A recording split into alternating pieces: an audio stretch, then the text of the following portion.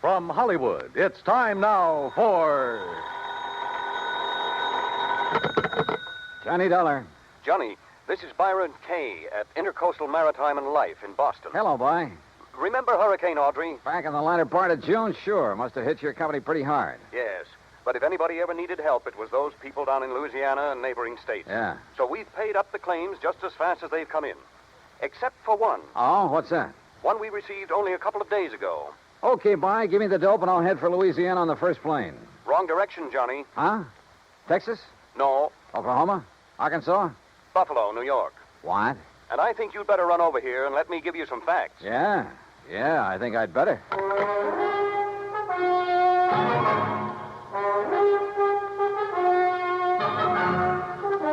Bob Bailey in the exciting adventures of the man with the action-packed expense account. America's fabulous freelance insurance investigator. Yours truly, Johnny Dollar.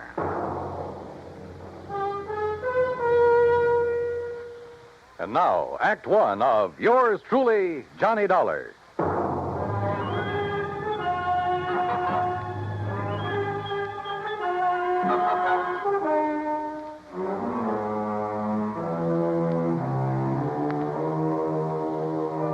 Expense account submitted by Special Investigator Johnny Dollar to the Intercoastal Maritime and Life Insurance Company, Boston, Massachusetts. Following is an account of expenses incurred during my investigation of the Charmona matter.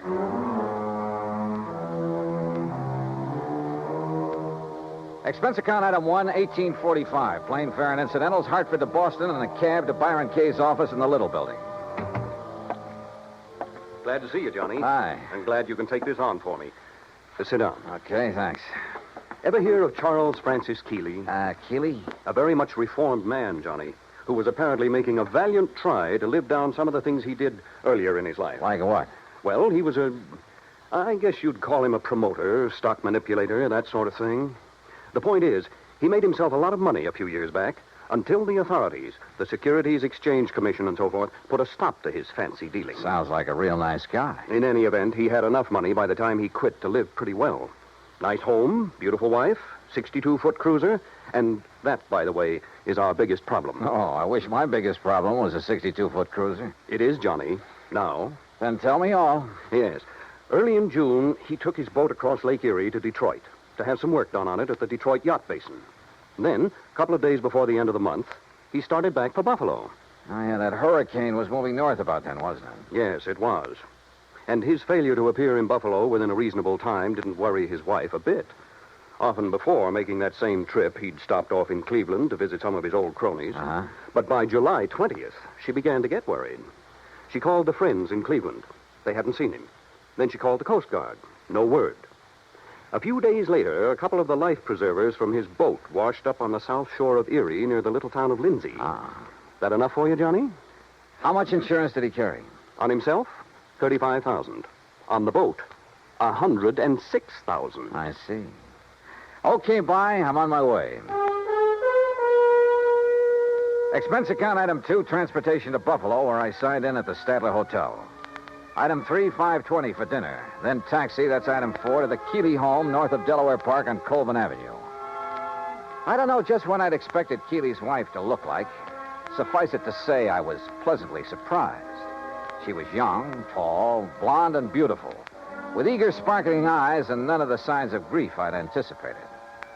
I don't know why you registered at a hotel, Johnny. May I call you, Johnny? Why, sure. Please call me Mona. May I pour you another drink? No, thanks. As I started to say, you could have stayed here. There's plenty of room, as you can see. Yes. This is a very beautiful house, Mona. Yes, but so empty now.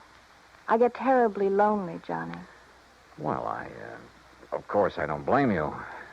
But now suppose we talk, if you don't mind, about the Johnny, thing if you have to be around for a few days, why don't you move out of that hotel and... Oh, I'm sorry. I shouldn't say that. I guess I'm sorry. It's all right. But I am lonely. Sure. Now, Mona, you realize this investigation is, it's just routine. Of course, Johnny. Now, as I understand, every effort has been made to find your husband. Of course. And to find the Charmona. Charmona? The cruiser. Oh, yes. It was a beautiful thing, Johnny. But now it's gone. And Paul. Paul? Yes, Paul Matthews was the pilot. Only he was more than that. He was very nice. Yeah. Well, now, as I... Oh, excuse me. Every time that phone rings, I hope it's some word, some news that perhaps... Well, you know. I'm not sure that I do. What? But by all means, answer it. Yes, excuse me. There was something distinctly wrong with this whole setup, that was for The sure. Coast Guard, yes. Yes, this is she. This is Mona Keeley. Perhaps Charles Keeley wasn't the only one in this family to arouse suspicion. What? Say that again. Especially now, with nearly $150,000 involved. Yes, well, how about Paul? I said, how about Paul?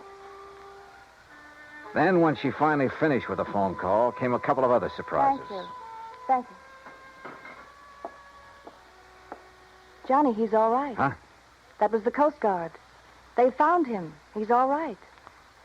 Isn't it wonderful? That was the real surprise. Not what she said.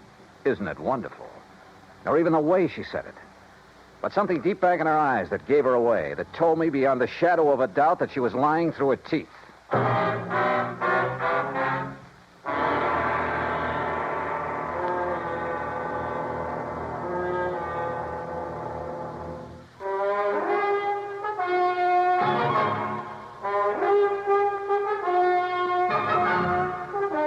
The news that her husband was still alive came as quite a surprise to Mona Keeley. Isn't it wonderful, she said. But I didn't believe that she meant it. On the south shore of the lake, Johnny, near the little town of Lindsay, west of Cleveland. He was picked up on the beach by a farmer who's been caring for him ever since. Isn't it kind of funny that you haven't heard from him before? That hurricane was a couple of months ago. Well, he was out of his mind from the shock of what happened to him. Did the Coast Guard say anything about the yacht? No, Johnny, I'm afraid that Charmona is at the bottom of Lake Erie. Well, where is he now? In Cleveland, in a small private hospital. Well, hadn't you better go over there and get him, bring him back here? I told the Coast Guard we would. Mona, you're not really glad that he's been found, that he's still alive, are you? No, I'm not. I guess I never really loved Charles. I'm not sure he really loved me. He was a big shot, always out in the town, doing a lot of entertaining, that sort of thing. I was very pretty then. Kind of a business asset for him. When were you and Charles married, Mona? 9 years ago. It looks as though he's done pretty well by you. I never had any reason to complain. About that, I mean. But the things he did to make his money, it was... Well, I guess it was legal, but it wasn't right. It was almost like stealing, the way he promoted a lot of worthless inventions, penny stocks, worthless real estate, that sort of thing. But he always did all right. And you. Well, who worries about conscience when things are going well? A lot of people, Mona. But then they made him stop the things he was doing. And Charles became very strange. He took up religion like a fanatic. Oh? Kept giving his money away to a lot of crazy charities. Money I could have used. And he got moody. He'd go off alone for weeks at a time, pay no attention to me. That's what I meant when I said I was lonely, Johnny. Not just since the accident that lost the boat and Paul. Paul again, huh? Don't you understand? These crazy things have been going on for over a year now. That's why I'm not jumping with joy that Charles is alive. Do you blame me? Hadn't we better drive on over to Cleveland and get him? All right. I'll run upstairs and change my clothes. Excuse me. I'll be ready in a minute. Maybe I should have felt a bit more sympathetic, but I didn't. Maybe Charles Keeley did marry her simply because he could afford to keep a smart, pretty ornament around at his beck and call. Yeah, but the chances were she'd married him solely for the things his money could buy her. She took a long time changing her clothes, which didn't surprise me, so I poured myself a drink. I glanced over some of the magazines on the coffee table. I got up and stared out of the window for want of something better to do. Wandered about the room. Wandered into the oak-paneled den. I looked over the shelves of fine books, the gun collection, and the cabinet in the corner. And almost idly, I reached out toward the leather-topped desk to shove back a slip of paper that stuck out of one of the drawers. Until I saw what it was. There was an unpaid bill, several months old, from an exclusive New York shop for some very expensive gowns. And inside, the drawer was packed with unpaid bills, thousands of dollars worth of them, and statements bearing a polite, firm warning to pay up or else. No wonder Keeley's sweet, charming wife had hoped she'd never hear from him again. Gone, he was worth $35,000 to her, and the yacht $106,000. Perhaps somehow Mona Keeley had even had a hand in the wrecking of that yacht. I wondered. And I decided I didn't care much for people like this. But my meditations were suddenly interrupted by a sound from the doorway. And there she stood. A pretty little pearl-handled .25 caliber Colt in a dainty gloved hand. I'm ready, Johnny. Are you? So I see. Ready for what, Mona? I guess that depends, doesn't it?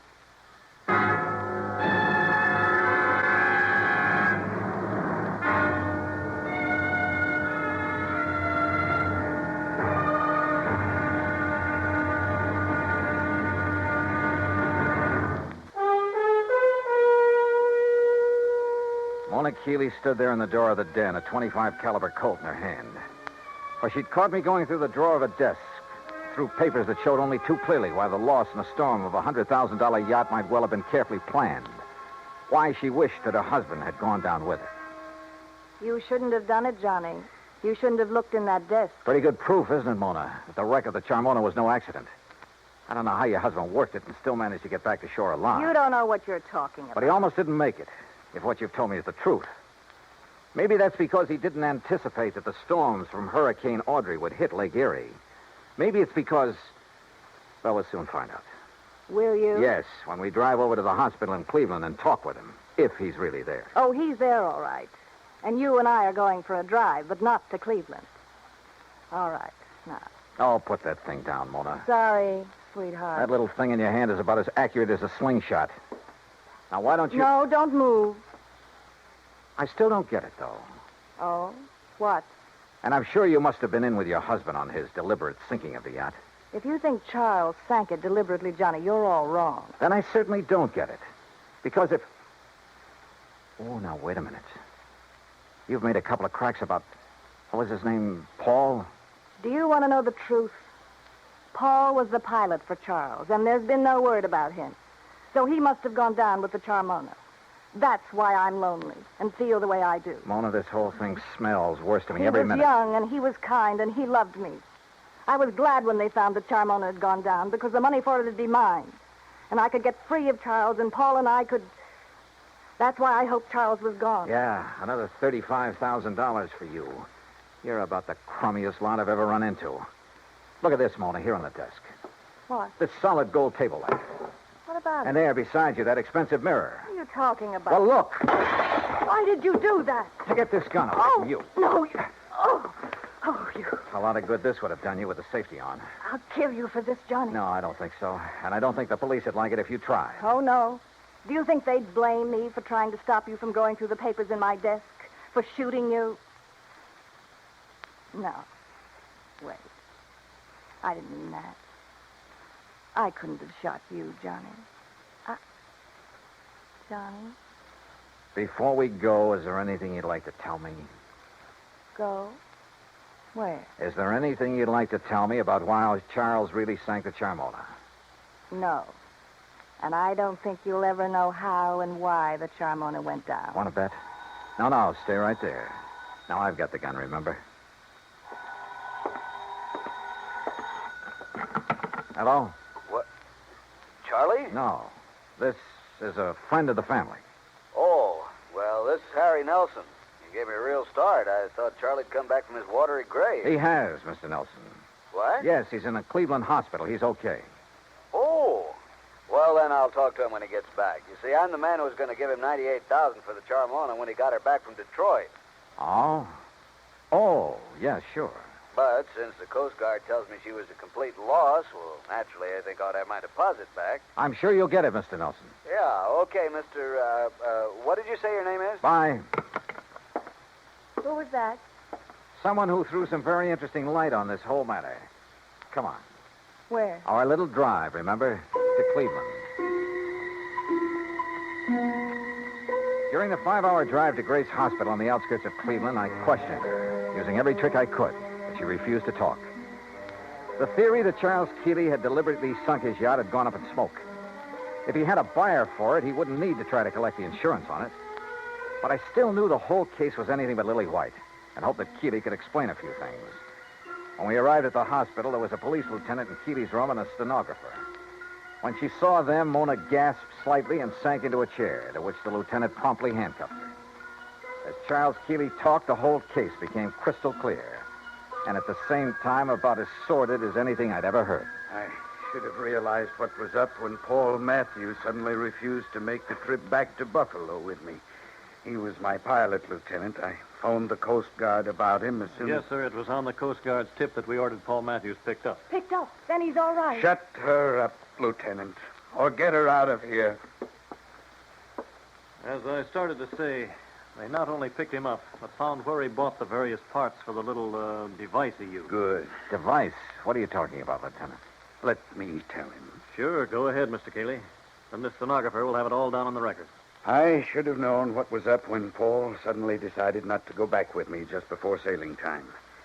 You see, I've suspected for some months that he and my wife behind my back... Charles. Shut up, you rotten little...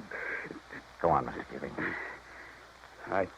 I should have known then, but I had to get the cruiser back to Buffalo to a friend who'd offered me cash for it. Harry Nelson. Yes. Enough to get me back on my feet again. And I didn't know why Paul had left me to make the trip alone until the explosion about 5 hours out. What? Yes, Mr. Dollar, up forward, where there couldn't possibly have been anything explosive. A bomb of some sort? What else, Dollar? It was luck, sheer luck, that I was sailing in close, that I'd put on a life preserver because of the storm. That was the tail end of the hurricane down south, you understand? Yes, and it was luck that she went down right off Palace Rock. Yeah, that's exactly where the Coast Guard divers found her early this morning.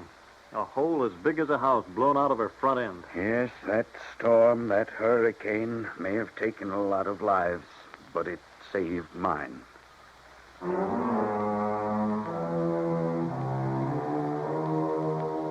All I can say is I'm glad there are courts to take care of situations like this. I myself would hate to have to dirty my hands any further. Yeah, it probably does take all kinds to make a world.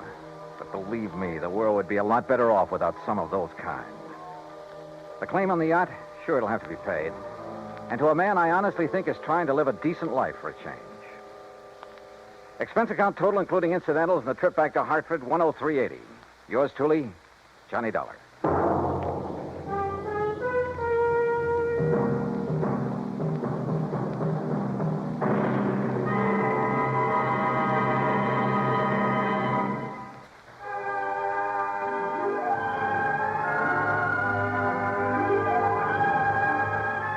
Yours truly, Johnny Dollar, starring Bob Bailey, originates in Hollywood.